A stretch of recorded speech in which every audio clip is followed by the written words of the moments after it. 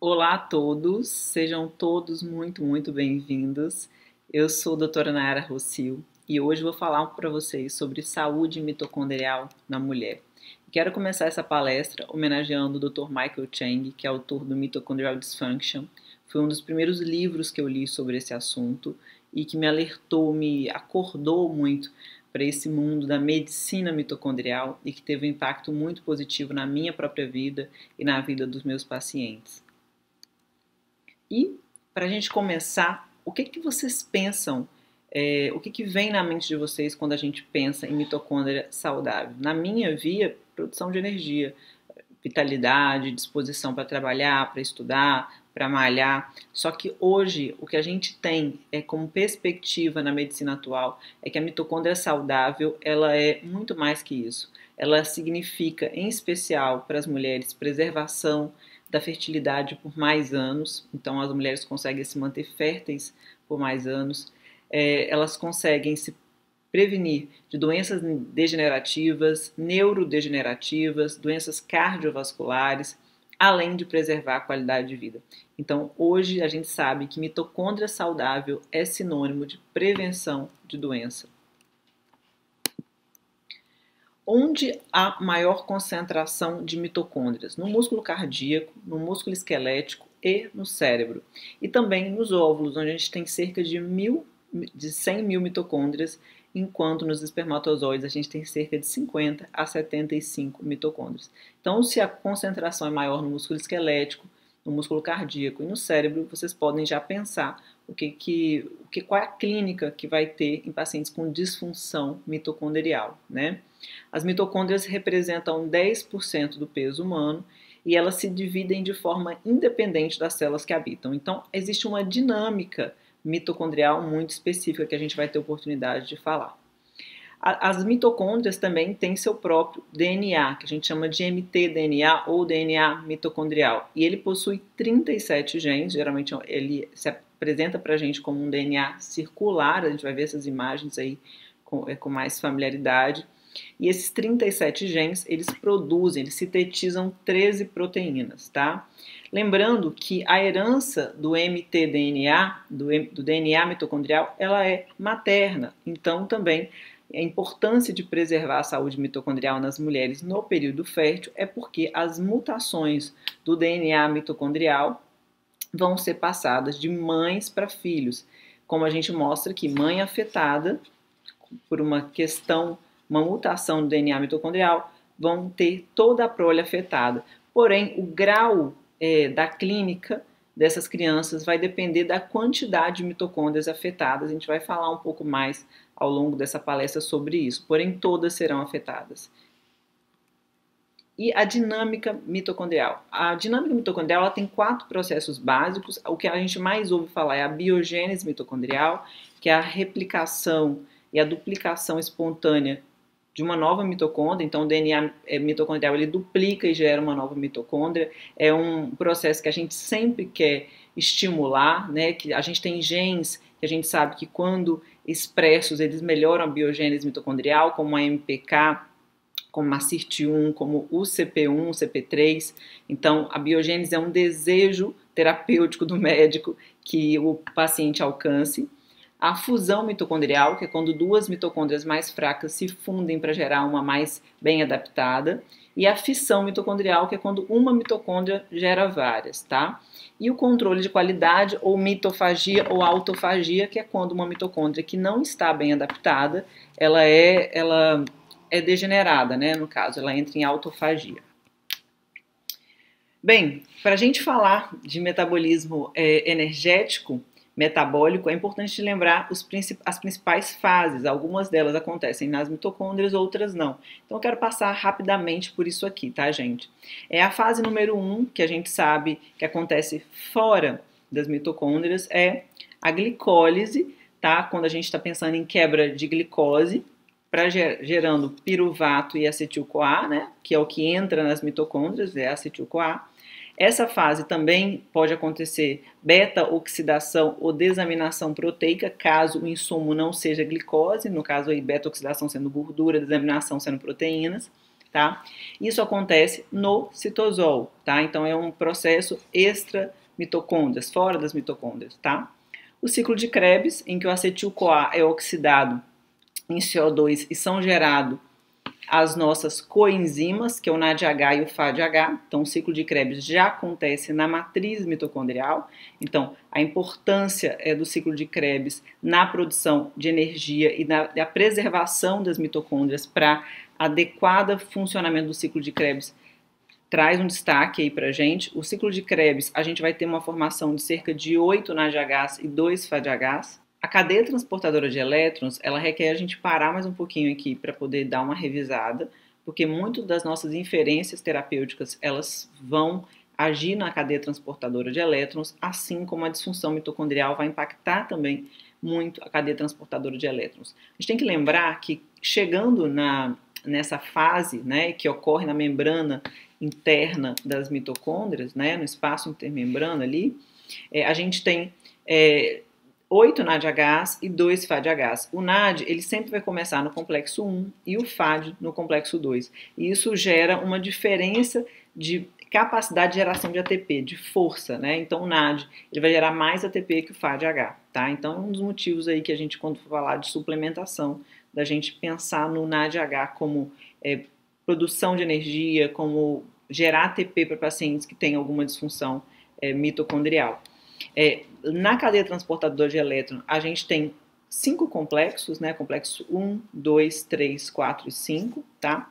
E eles vão tendo sempre um gradiente eletroquímico, onde essas coenzimas vão perdendo prótons e gerando elétrons até chegar no complexo 5, tá?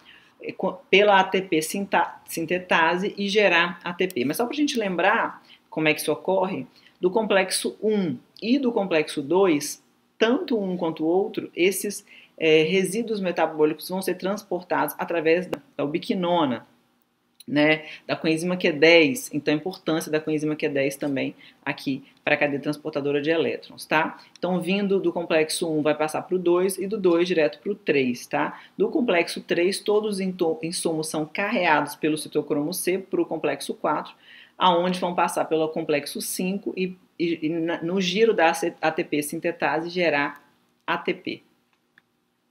Então, o saldo final do metabolismo energético. Na glicose, beta-oxidação e desaminação proteica, a gente tem formação de 2 ATPs e 2 NADHs. No ciclo de Krebs, 2 ATPs, 8 NAD e 2 FADH. E só para a gente ter em mente, né, que essa soma total, ela entra na cadeia transportadora de elétrons. Então, esses 10 NADs vão gerar 30 ATPs, 2 FADs geram 4 ATPs, tendo um saldo de 34 ATPs na cadeia transportadora de elétrons. Por isso que ela é um alvo terapêutico importante aqui para melhorar a qualidade de vida de pacientes com fadiga crônica e com disfunção mitocondriais diversas, né? Então, somando com mais esses 4 ATPs, totalizamos 38 ATPs. Infelizmente, a cadeia transportadora de elétrons não é 100% eficiente. Então, muitos elétrons eles vazam para a matriz e são chamados de radicais livres. Um dos principais radicais livres é o superóxido, que também um dos nossos objetivos aqui com a terapia injetável muitas vezes é controlar o superóxido. Então a gente usa várias substâncias como a glutationa, o alfa-lipoico, a N-acetilcisteína para controlar o superóxido, porque quando aumentado ele vai degenerar a membrana interna das mitocôndrias, levando à disfunção mitocondrial. E com isso a produção de ATP também fica prejudicada. Então a gente começa então a ter uma dinâmica entre a mitocôndria funcional, que gera ATP, que vai ter uma boa biogênese, que vai ter uma dinâmica adequada, que gera uma termogênese adequada, até uma mitocôndria disfuncional, com maior produção de radicais livres, com maior oxidação, com maior inflamação, e que não nos proporciona um metabolismo saudável, uma manutenção de peso, um metabolismo energético e hormonal adequado. Qual a causa da disfunção mitocondrial? Gente, é sempre, né, os nossos alvos terapêuticos são sempre comuns. Então, sedentarismo, excesso de nutrição, de uma alimentação inflamatória que desencadeia uma cascata inflamatória, obesidade, malnutrição intrauterina, malnutrição ao longo da vida, poluentes ambientais e, no caso das mulheres, não só ambientais, mas poluentes do nosso dia a dia. Quero fazer uma pausa aqui também. Esse livro é muito interessante, tá? Em que o Dr. Samuel Epstein, ele mostra que a gente tem um erro conceitual, assim, que na nossa medicina a gente já está desfazendo, que é acreditar que a pele é uma barreira, na verdade a pele é um veículo, tá? E muitos dos nossos cosméticos usados na pele, eles são altamente tóxicos, também para o DNA nuclear, mas também para o DNA mitocondrial. Então vão levar à disfunção mitocondrial. E pensando, gente, que do mesmo jeito que a gente usa hormônio bioidêntico na pele para poder pular o metabolismo hepático, para poupar o metabolismo hepático, essas toxinas também desviam da detoxificação hepática. Então, muitas vezes elas vão direto à nossa célula e são ainda mais tóxicas. Então, a importância da gente conscientizar os nossos clientes, os nossos pacientes, os nossos alunos, de que não basta apenas estar atento ao que come, mas a tudo que comunica com o nosso corpo. Então, produtos de beleza, aos poucos temos que ir trocando produtos menos químicos, né? E quais são os mecanismos fisiopatológicos da disfunção mitocondrial? A gente já falou que é o estresse oxidativo aumentado, né? Em que gera danos à membrana mitocondrial interna, isso leva à perda do gradiente eletroquímico que é necessário para gerar ATP, tá? Então a gente observa que o estresse oxidativo está sempre ligado à disfunção mitocondrial. O desequilíbrio do cálcio, o gradiente do cálcio ele é sempre importante para a dinâmica mitocondrial, mas quando a gente tem radical livre em excesso, existe um influxo muito grande de cálcio e isso leva a um aumento da permeabilidade mitocôndria e a uma ruptura da membrana mitocondrial externa. Então perde também o gradiente eletroquímico e induz ainda mais a formação de radicais livres. A mitofagia defeituosa ou autofagia defeituosa, né, no caso das mitocôndrias, que leva a uma remoção ineficiente de mitocôndrias danificadas, aumenta a produção de radicais livres e exacerba a hiperinflamação. Então a gente acaba tendo uma preservação de mitocôndrias que já deveriam ter sido degeneradas, né, por mitofagia. Ela leva uma dinâmica mitocondrial alterada em que o equilíbrio fusão e fisão mitocondrial não acontece. Então, o que a gente observa? A gente observa que existe mais fissão, então uma mitocôndria saudável está sendo repartida em várias outras mais fracas e ocorre menos fusão de mitocôndrias senescentes e fracas para formar uma mais bem adaptada. Então, as evidências sugerem que o estresse oxidativo é capaz de causar mais fissão mitocondrial, o que contribui para a disfunção mitocondrial. E mutações no mtDNA ou no DNA mitocondrial. E tem um site bem interessante que eles falam, eu acho que é União pela Disfunção Mitocondrial, pela Doença Mitocondrial, é um site americano, em que eles mostram que 1 a cada 2.500 a 4.000 pessoas tem algum grau de disfunção mitocondrial, que não existe tratamento formal para isso. Existem, claro, pessoas, como eu já falei, que recebem mais mutações, filhos que recebem mais mutações e que vão ter uma expressão ainda maior dessa epigenética, né, da disfunção mitocondrial, e outros que recebem menos, mas em vários graus, de 1 a cada 4.000 pessoas recebe mutações no seu DNA mitocondrial. Isso pode estar ligado a autismo, Alzheimer, a Parkinson, a Corea de Huntington, a distrofia muscular, a epilepsia, a fadiga crônica, a fibromialgia, a diabetes, ao câncer e vários outros comprometimentos que a gente vai falar ao longo dessa aula.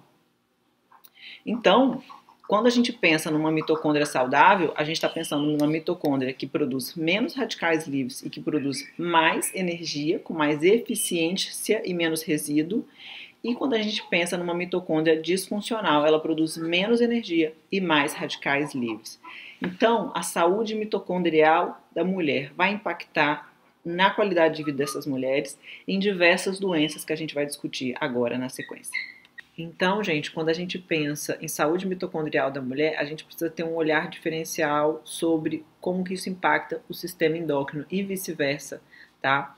Aqui nessa imagem eles mostram vários defeitos genéticos, vários polimorfismos que estão ligados a defeitos hormonais, né, primários aí por disfunção mitocondrial, como o hipoparatiroidismo primário, como deficiência de secreção do hormônio de crescimento, como diabetes mellitus, como insuficiência da parte exócrina do pâncreas. E quando a gente vai falar de sistema endócrino e mitocôndria, a gente tem que sempre lembrar da integração da tireoide e das mitocôndrias. O termostato mestre da função mitocondrial é a tireoide. Basicamente, os hormônios tiroidianos agem nas mitocôndrias e controlam a velocidade de todo o metabolismo oxidativo e a produção de energia. Então, do mesmo jeito que a disfunção mitocondrial impacta a produção hormonal, uma disfunção hormonal vai também piorar o funcionamento das mitocôndrias se não forem manejadas adequadamente. Então, quando a gente quer melhorar o estresse oxidativo, sempre um olhar diferencial para a tireoide. Mitocôndrias e fertilidade feminina, né? Quando a gente pensa, vamos fazer uma pausa aqui antes, quando a gente pensa em mitocôndrias e fertilidade masculina, em geral, homens com mitocondriopatias vão apresentar alteração de mobilidade no exame, enquanto as mulheres, muitas das vezes, vão ser infertilidade sem causa aparente, em especial em mulheres mais velhas. E uma das questões que eu li em vários artigos é que eles acreditam que a senescência dessas mitocôndrias, a disfunção dessas mitocôndrias dos óvulos, ela gera uma incapacidade de toda a necessidade energética do embrião. Então, muitas das vezes, mesmo na FIV, esse embrião não tem força para gerar um feto, tá? Então, eu trouxe esse trabalho aí, né, que eles falam do uso dos nutrientes que melhoram a função mitocondrial no tratamento de infertilidade de mulheres mais velhas. E é interessante que nesse último parágrafo eles citam aqui nesse trabalho, a gente levanta a hipótese da disfunção mitocondrial ser o principal envolvido nos problemas reprodutivos da mulher mais velha, e que o uso dos nutrientes que melhoram a função mitocondrial pode melhorar a função reprodutiva dessas mulheres. E aqui mais um trabalho que eles questionam, né? Nutrição e reprodução. Será que tem evidências para uma dieta que melhora a fertilidade, por melhorar a função mitocondrial? Então, assim, já tem tido muito interesse nesse assunto. Já tem até técnicas bem mais complexas que visam melhorar a função mitocondrial, mas sempre a gente, quando tiver pacientes com disfunção, com infertilidade sem causa aparente, fazendo FIV sem sucesso, lembrar e melhorar também de usar suplementos que melhoram a função mitocondrial. Mitocôndrias e saúde cardiovascular. Eu não podia deixar de citar isso aqui, já que o músculo cardíaco é um dos locais em que a gente tem maior concentração mitocondrial. A gente tem que lembrar do trabalho do Dr. Stephen Sinatra, né, da cardiologia metabólica, que lembra da importância de ativos como derribose, L-carnitina, magnésio e coenzima Q10, melhorando a função mitocondrial e mostrando como que isso teve um impacto positivo sobre a saúde cardiovascular dos seus pacientes.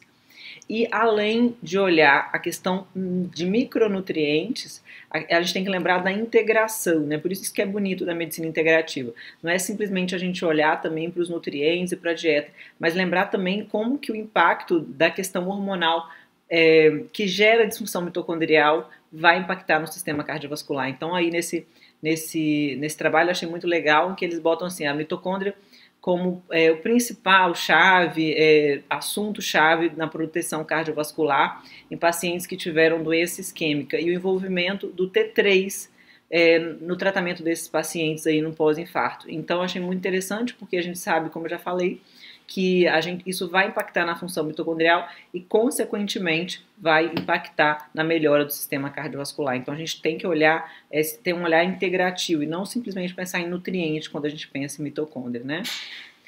E mitocôndrias e neurodegeneração. Esse, para mim, é um dos assuntos mais promissor no que tange a mitocôndria. Esse trabalho é um trabalho de revisão de diversos outros trabalhos, é um trabalho de 2020, em que eles botam a mitocôndria como alvo da neuroproteção e o papel do azul de metileno em melhorar essa neuroproteção dos pacientes.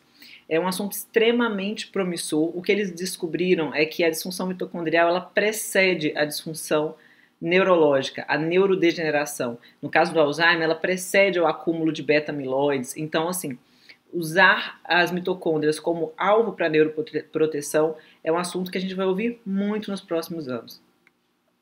E aqui eles mostrando, né, aquilo que eu já falei, que o imbalanço de cálcio, estresse oxidativo, mitofagia defeituosa, alteração da dinâmica mitocondrial gera uma disfunção mitocondrial e que o azul de metileno pode melhorar o funcionamento dessas mitocôndrias. Eu vou falar mais sobre algum desses papéis ao longo dessa palestra, levando à neuroproteção e melhorando aí o desfecho de Alzheimer, AVC, depressão, Parkinson e até mesmo nos pacientes pós-TCE, que é um dos assuntos que eles abordam naquele artigo. Mitocôndrias e sarcopenia. Acho também um tema super atual. A gente está agora, né, no meio de uma pandemia, de uma situação que nunca vimos nada nem similar. Muitas das vezes vamos ter que dar suporte a pacientes sarcopênicos, agora com um certo receio de usar androgênios nesses pacientes, pós-internação hospitalar, pacientes debilitados. E quando a gente pensa em sarcopenia, a gente pensa em maior degradação proteica, catabolismo, ingesta insuficiente, maior estado inflamatório, pró-oxidativo, inatividade, seja por sedentarismo, seja porque o paciente está acamado, mas a gente esquece que a disfunção mitocondrial é fundamental para a reversão desses quadros. Então, nos meus protocolos de sarcopenia, eu sempre começo usando aminoácido essencial e tratando a disfunção mitocondrial, porque é muito mais seguro para a gente e o paciente tem uma recuperação bem significativa.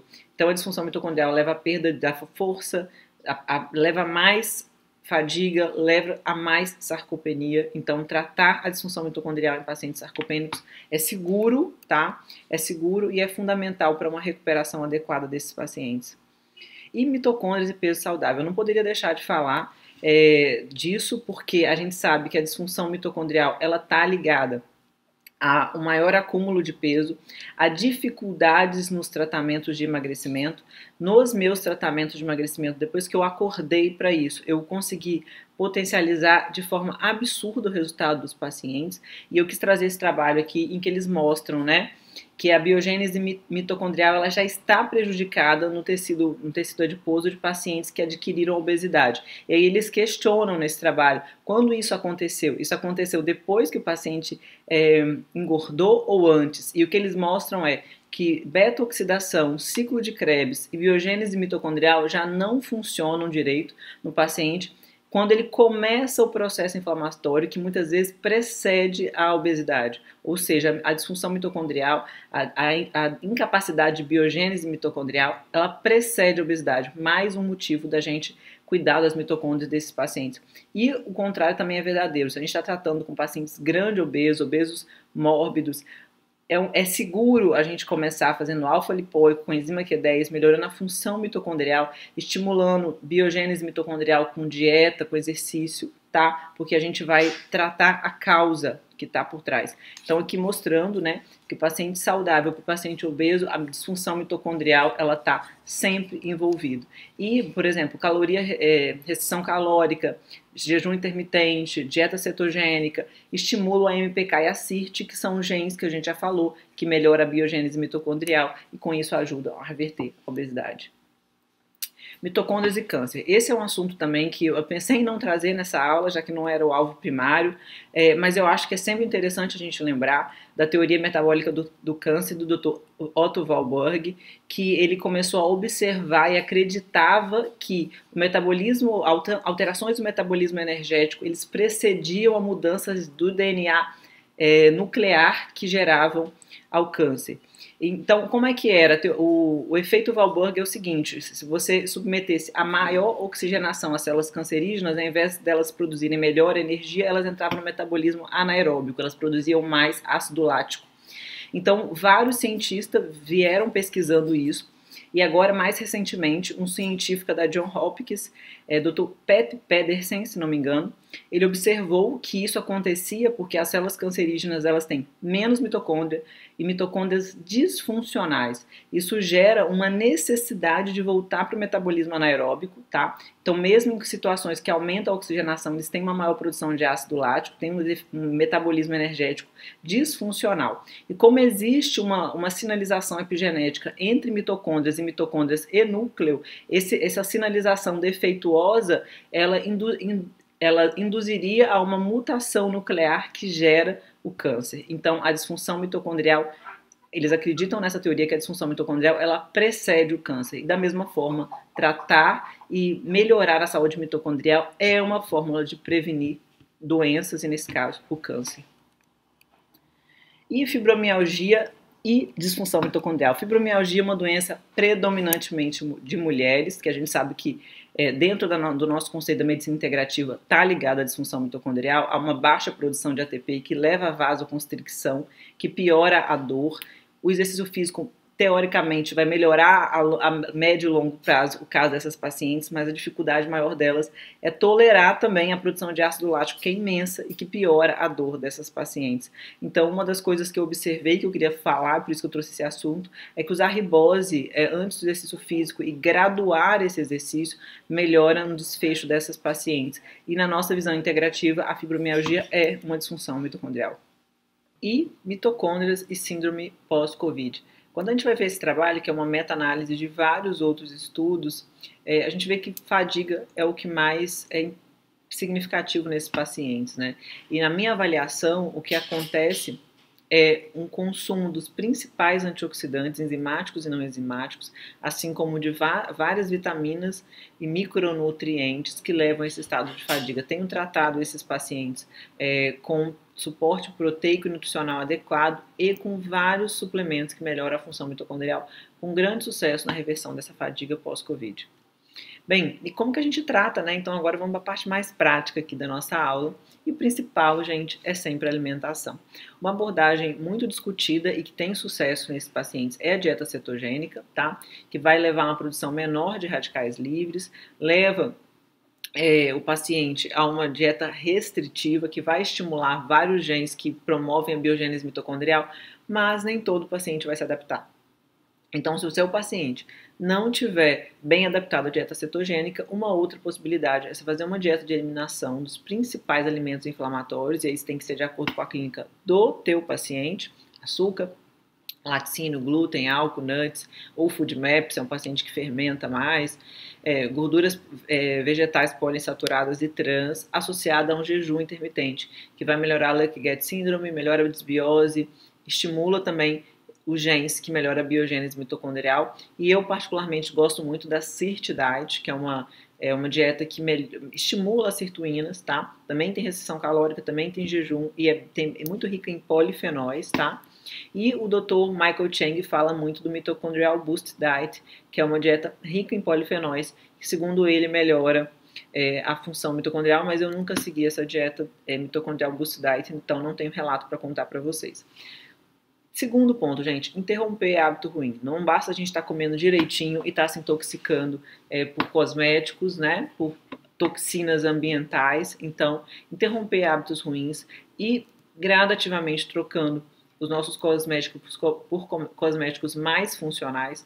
No início isso era bem difícil porque eles vinham muito ruins, né?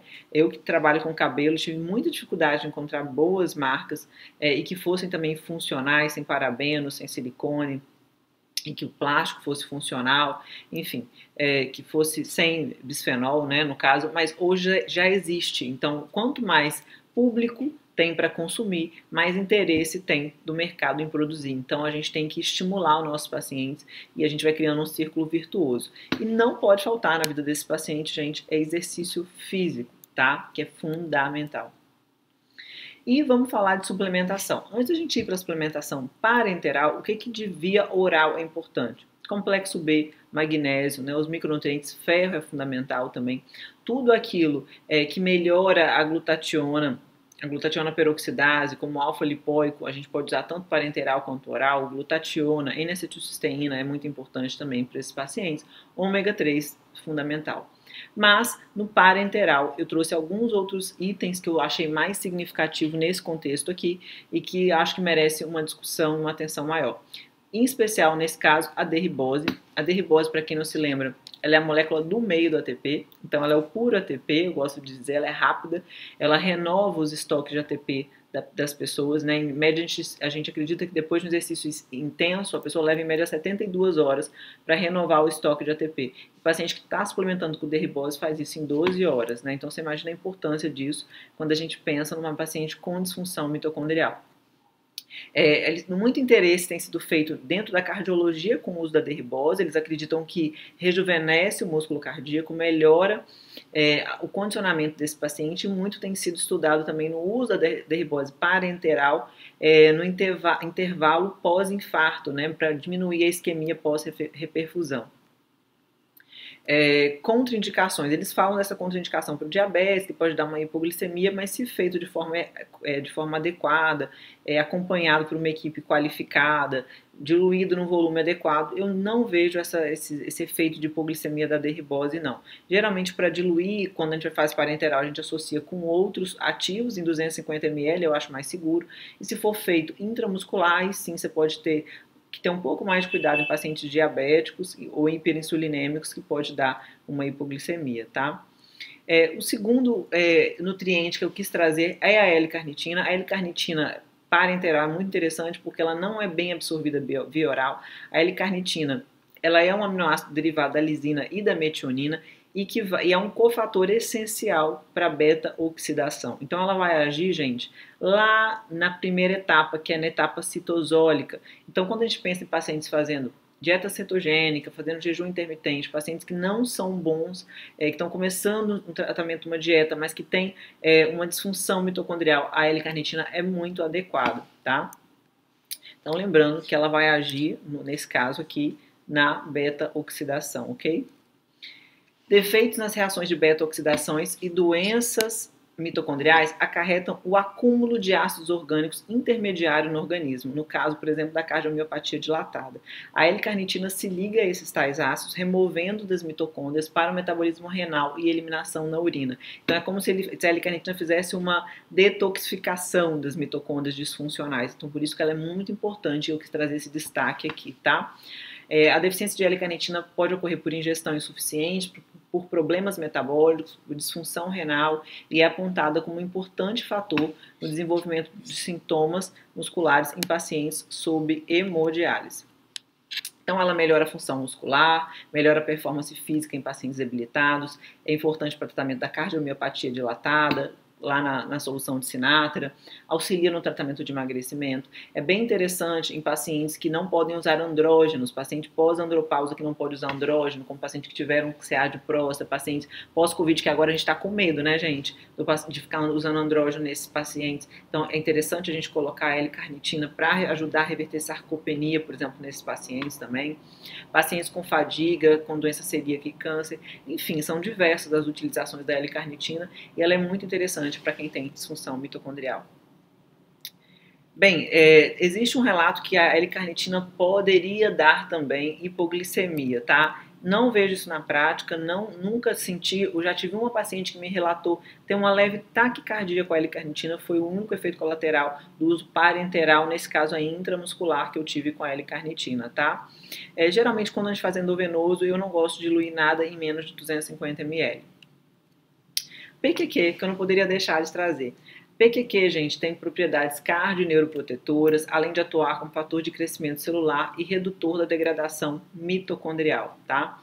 Lembrando que o PQQ a gente não tem capacidade de sintetizar ele no nosso organismo, então ele é um micronutriente essencial. Os resultados mais significativos foram observados quando a gente faz o PQQ concomitante à coenzima Q10. O PQQ, ele tem uma função de destaque aqui nessa aula. Por quê? Porque ele estimula a biogênese mitocondrial. Então, se a gente vai estimular a biogênese mitocondrial, em paralelo melhora a cadeia transportadora de elétrons, para um paciente com disfunção mitocondrial, é fantástico, tá? Além disso, esse binômio aí, né, PQQ com enzima Q10, melhora muito os tratamentos de beleza para praticamente tudo que eu testei. Então, fica a dica aí para vocês. Pós-Covid, emagrecimento, sempre funciona, tá? Efeito colateral significativo com o PQQ, gente, é lembrar que ele vai causar um calor pélvico, em especial se ele for feito de forma intramuscular, tá?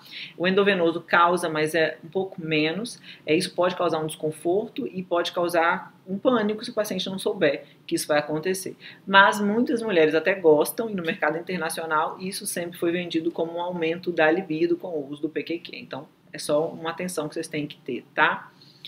Então ele protege a mitocôndria do estresse oxidativo e melhora a biogênese mitocondrial. Outra coisa que melhora a biogênese mitocondrial é a atividade física, por isso que eu trouxe aqui, que a gente pode colocar o PQQ na reintrodução, na recapacitação desses pacientes à atividade física, como por exemplo na fibromialgia, que é bem interessante. Bem, PQQ reduz risco de diabetes tipo 2 e Alzheimer. Na verdade, gente, se a gente for pensar, reduz por quê? Porque reduz a disfunção mitocondrial. Então, nem vale a pena a gente ficar batendo muito nisso, porque a gente já entendeu o porquê que isso acontece.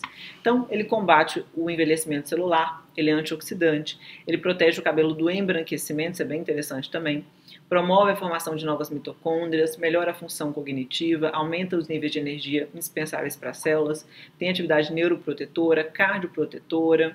Fantástico. Amo PQQ. Acho que o PQQ é outro ativo que não é bem absorvido via oral, não é fácil de achar, né? É um ativo que eu falo que é nobre, porque os polivitamínicos assim comuns do mercado não tem PQQ e não é bem absorvido via oral.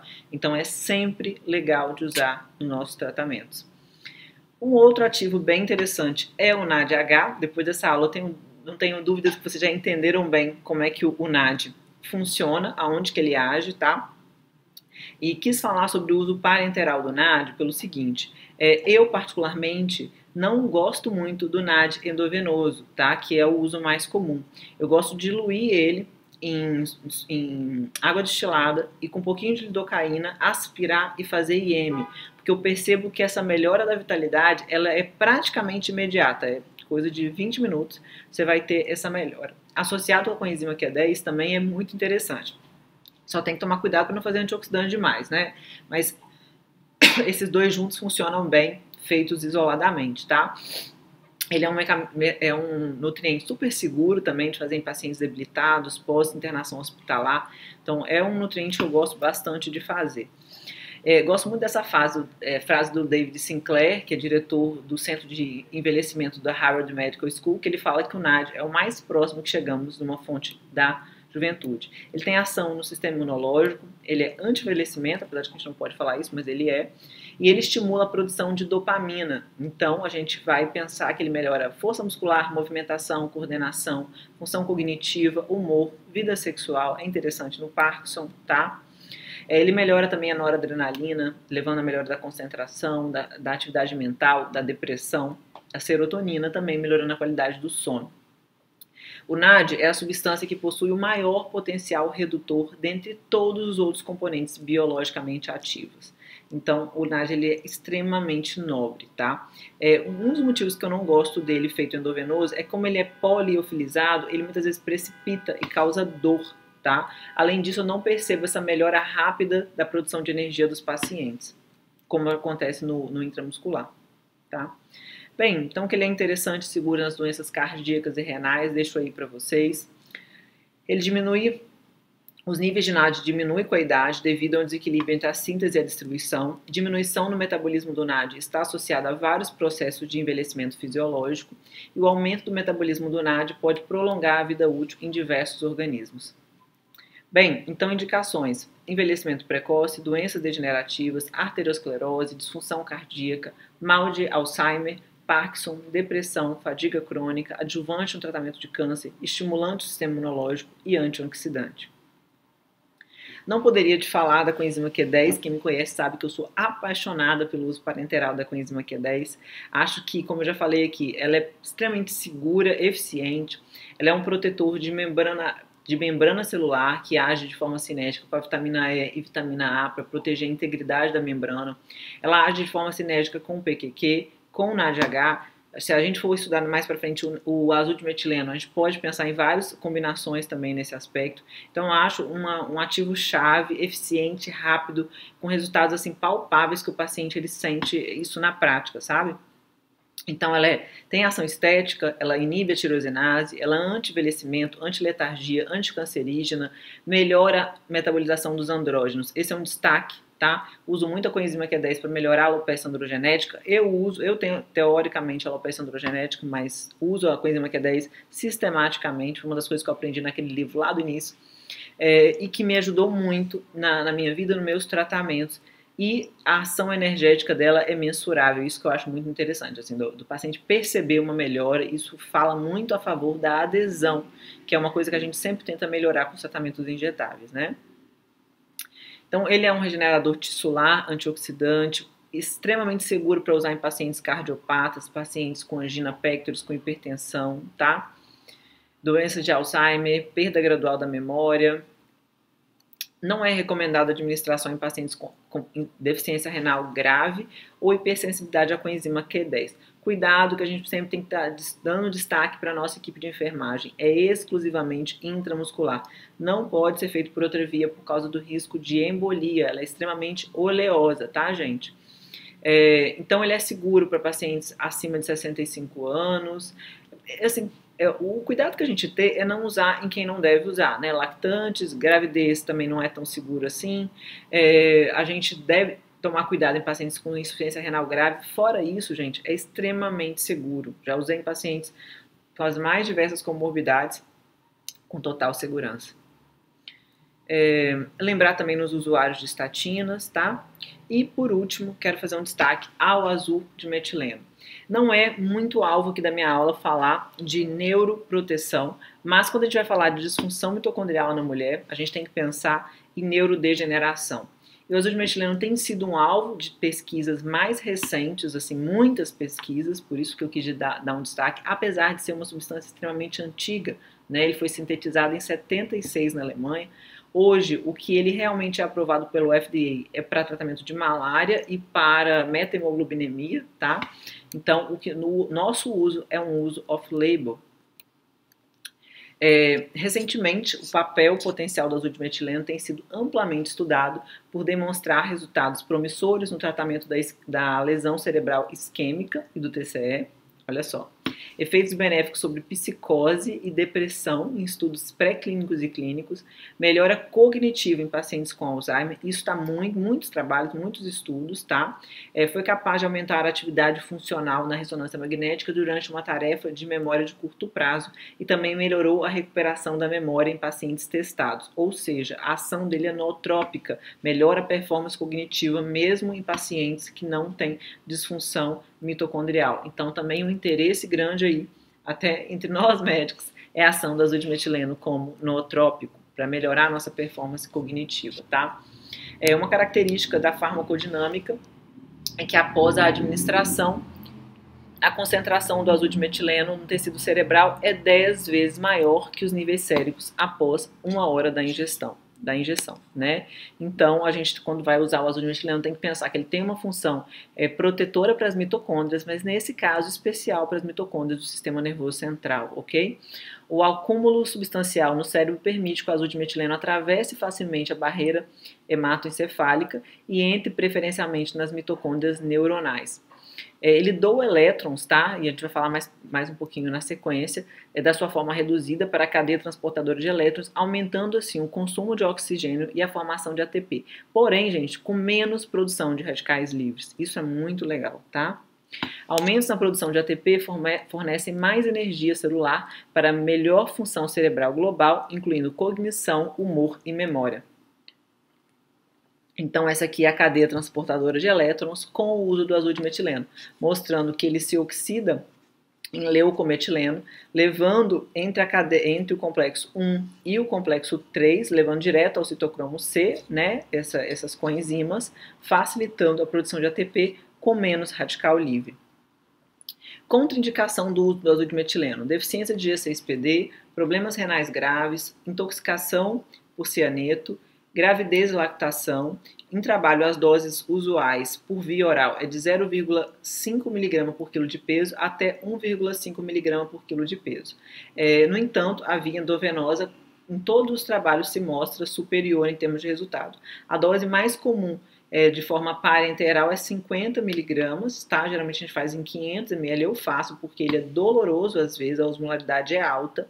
Existem pessoas que não recomendam a associação com outros micronutrientes por conta da cor, então se houver precipitação, você não vai perceber que houve precipitação, mas eu muitas vezes coloco sim manganês, selênio e às vezes complexo B junto, tá?